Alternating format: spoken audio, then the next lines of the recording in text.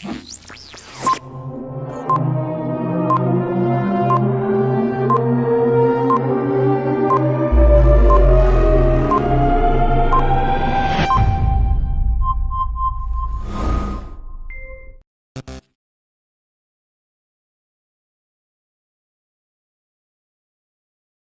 आप सबका स्वागत है हमारे यूट्यूब चैनल मस्ती की पाठशाला 501 और आप देख रहे हैं फेमस शो GSGK 365।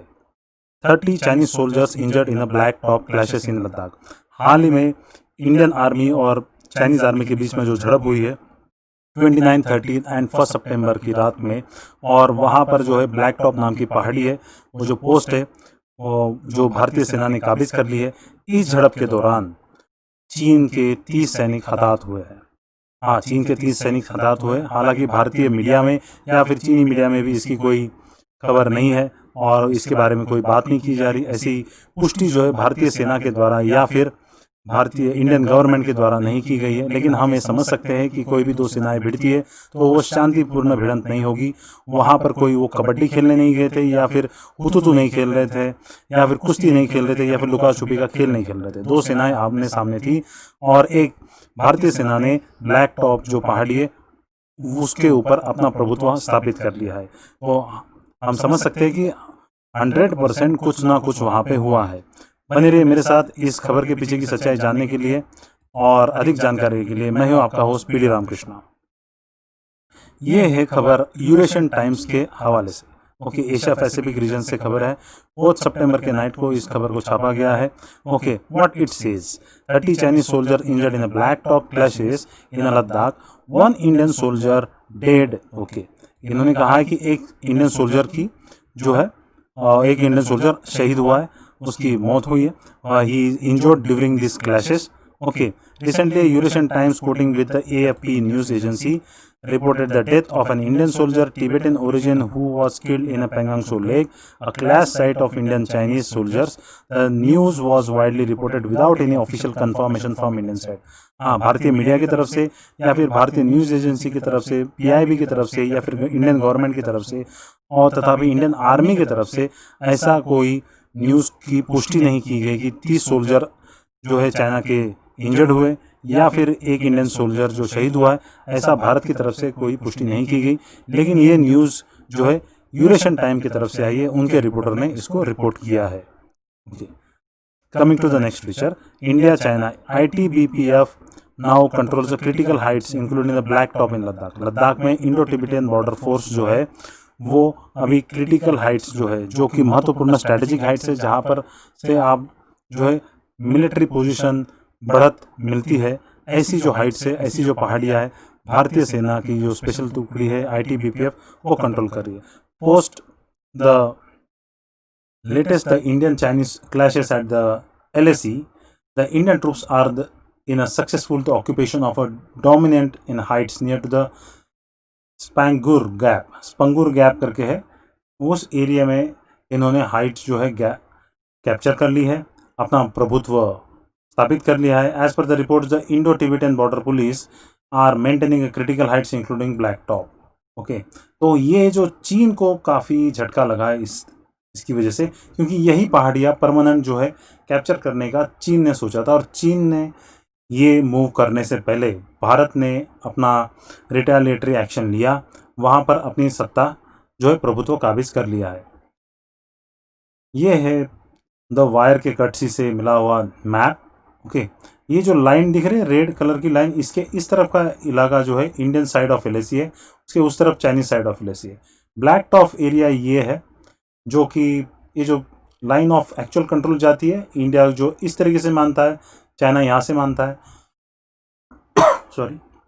और ये जो हाइट है हेलमेट, ब्लैक टॉप एंड स्पंगुरसो लेक जो है, उसके बाद से मुकपारी एरिया जो है, ये जो 3 हाइट्स जो है भारतीय सेना के अभी प्रभुत्व के अंडर है।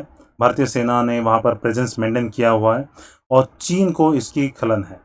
ठीक है, ये 29-30 अगस्त को रात को ये इंसिडेंट हुआ और 1 तक ये चलता रहा। ओके, इसी के बारे में। तो इसके ऊपर चाइना काफ़ी बौखलाया हुआ है और दोनों सेनाओं के बीच में टेंशन काफ़ी हाई है। दोनों सेनाओं के टैंक, मिसाइल्स और काफ़ी बटालियन वहाँ पर है। भारतीय सेना की स्पेशल फ्रंटियर फोर्स ने भी अभी कूच कर दिया है बॉर्डर की तरफ। ओके, बॉर्डर की तरफ कूच हो गया है, सेना की काफ़ी टुकड़ियाँ वहाँ पर जाने लगी है और पूरी तरीके से मूवमेंट फुल फ्लेजेड में है और बहुत सारी तैयारियाँ कंप्लीट हो चुकी है।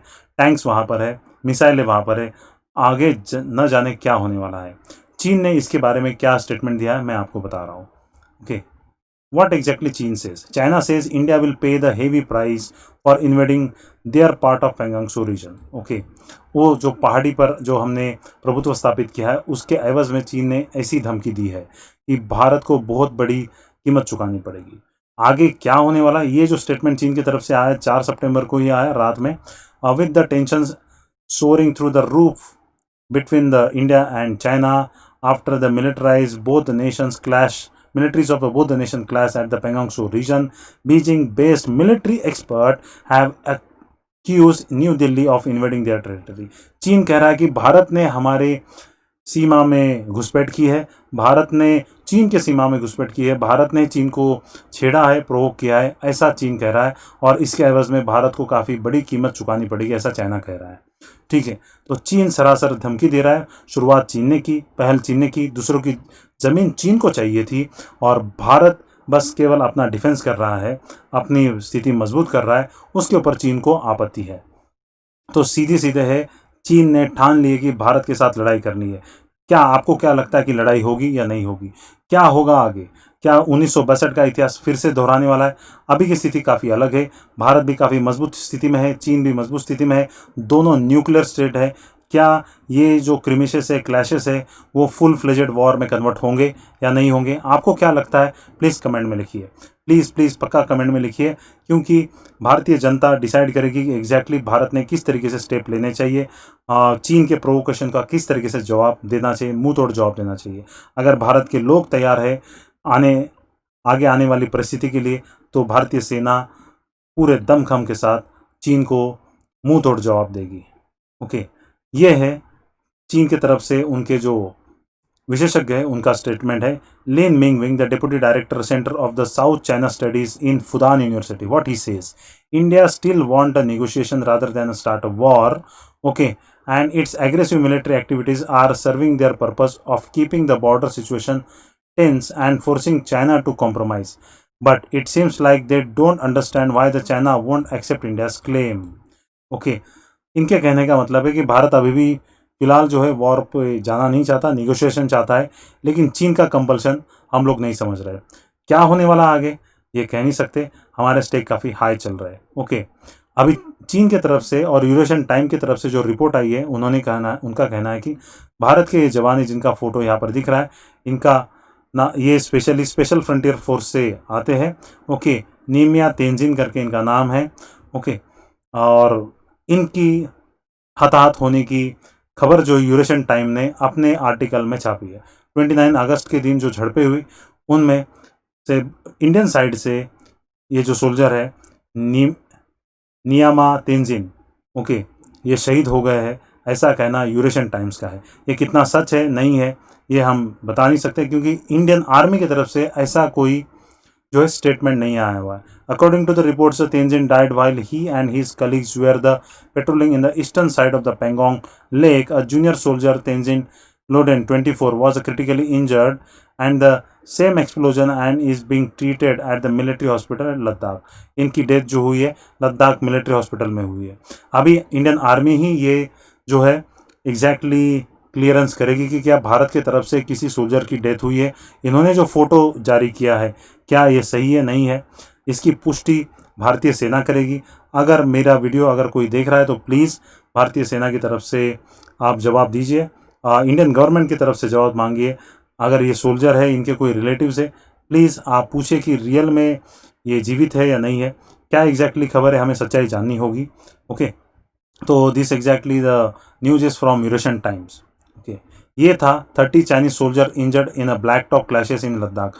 स्टेक काफ़ी हाई चल रहे हैं, दोनों तरफ से जान की बाजी लगाई जा रही है, हर चीज़ संभावना को टटोला जा रहा है। इसी के बीच में भारत के डिफेंस मिनिस्टर और चीन के डिफेंस मिनिस्टर SCO के समिट में 2 घंटा 20 मिनट की उनके बीच में बातचीत हुई है।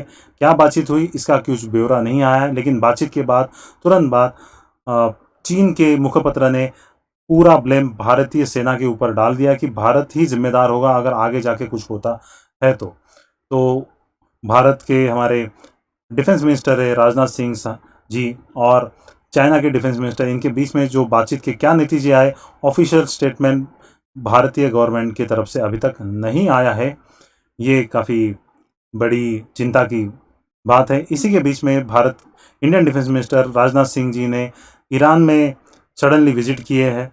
किस लिए विजिट किए, ईरान के डिफेंस मिनिस्टर से क्यों बात किए, वहाँ पर बातचीत के क्या नतीजे आए, ये भी एक क्यूरियोसिटी बनी हुई है। तो आगे क्या होने वाला है, आपको क्या लगता है कि ये छोटी सी वारदात जो है और ये जो झड़पें है ये फुल फ्लेजेड वॉर में कन्वर्ट होने वाली है या नहीं है? आप लिखिए येस और नो, क्या होना चाहिए, नहीं होना चाहिए, होता है तो आप किस तरीके से प्रिकॉशन लेंगे। ठीक है, इसी के साथ मैं इस वीडियो का अंत करता हूँ। Thanks for watching this video and please don't forget to like, share, comment, subscribe and your suggestions are very valuable for me. Okay, इसी के साथ मैं विदा लेता हूँ। Stay home, stay safe, keep learning, keep growing, stay cool and be successful. PD Ramakrishna signing off. जय हिंद, जय भारत।